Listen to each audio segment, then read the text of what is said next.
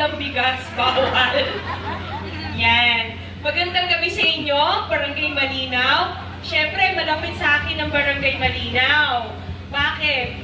Taga Malinaw ako dati. Diyan lumaki yung aming negosyo na St. Gerard Construction. Mas kilala nyo, tama ba? Sinong first time akong nakita dito?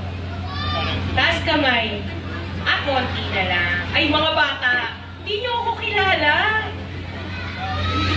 So, yung St. Gerard Construction, syempre, isa ako sa may-ari nun. Yung isa, yung aking better half, si Kuya Curly. Ang Gerard, pangalan niya ng panganay kong anak. Ito, ayan, si Gerard, kasama ko ngayon. Para malinaw, hindi po totoo yung chismis ibang may-ari. Siya po yan, si Gerard. Anyway, isa akong builder and developer. No, kilala ang construction company namin nationwide. Gumagawa kami ng mga tulay, mga building, mga school, mga ospital. Yan. So, ano yung nagustuhan nyo dun sa presentation namin? Yung pabahay, nakita nyo? Saan gagawin? Dito! O, diba? Pinag-isipan namin mabuti yan. Siyempre, sino gusto magdestino sa Tanay o sa Laguna? Gusto nyo ba? Diba? Ayaw nyo.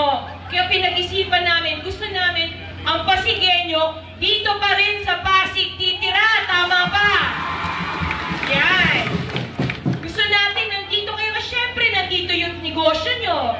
Nandito yung hanap buhay nyo. Tama po ba? At higit sa lahat, nandito ang mga kamag-anak. Yan.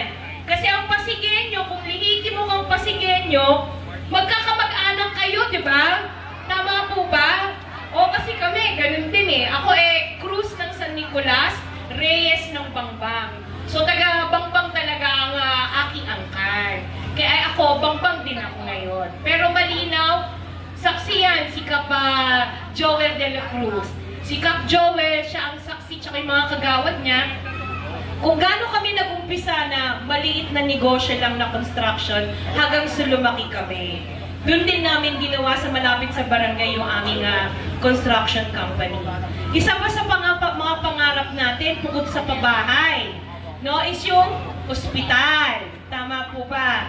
Meron ba dito, hindi ko alam kung chismis ba or ano, gusto ko sa inyo manggaling kasi eh. Tama po ba, pag na-confine kayo sa ER ng PCGH or Child's Home, kung meron na confine na dito, minsan nasa monoblock ba? Or ano, naka-dextrose, naka-swero? Hindi kayo nakahiga? Minsan ilang araw? So, hindi siya chismis, totoo po. Kaya nga, pangarap ng Team Kaya This, makapagpatayo tayo ng isang dekalibreng ospital. Kasi deserve ng Pasigueño yan. Sa office namin, madaming nagsusulisit ng pag-CT scan, MRI, pang-laboratory, kasi sa labas yata ginagawa. Tama ba? Gusto natin, pag nagpatayo tayo ng ospital, nandyan na lahat. Okay po ba yun? Pati gamot, hindi na kayo kailangan bumili sa labas. Nandun na. No? Isa pa, na may kausap kami si Gov Tamayo, taga South Cotabato. Sorry. Pwede nyo siyang i-research. So, hospital nila, zero billing, walang binabayaran, wala ding cashier. Gusto natin yan, pangarap natin na dito sa Pasig, maging zero billing tayo. Okay po ba yun? Walang babayaran sa ospital. Dahil health is wealth, kailangan pangalagaan natin ang kalusugan para hindi kayo nagkakasakit, di ba? So, tulad na ng sabi ni Consi Ron, prevention is better than cure. Kaya hindi kayo matatakot yung magpa-check up. Siyempre, yung medical missions natin, sino naka-attend dito na medical mission? Meron ba? May binayaran? Free lahat, di ba? May libreng masahe pa, may libreng haircut, tsaka mani-pedi.